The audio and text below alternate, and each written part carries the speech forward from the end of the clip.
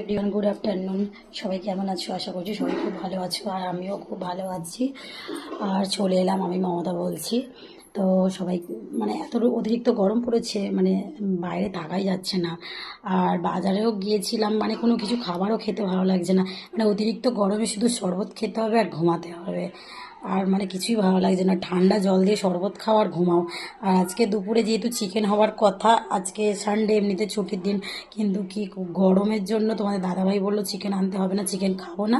আর আমি চিকেন আনিনি বলে মাছও নিয়ে আসিনি, মাছের একটু ডিম নিয়ে এসেছি। তো আজকে ডিমটাই রেসিপিটা রান্না করেছি।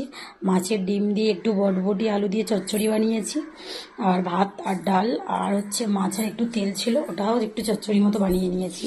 এই দেখো সবে চচ্চড়ি ফুটছে, আর জলটা অল্প দিয়েছি, একটু শুকনো হয়ে এসছে, আর একটু পরে নামিয়ে দেব। তো অতিরিক্ত গরমে সবাই ভালো থাকবেন, সুস্থ থাকবেন, সাবধানে থাকবেন। তো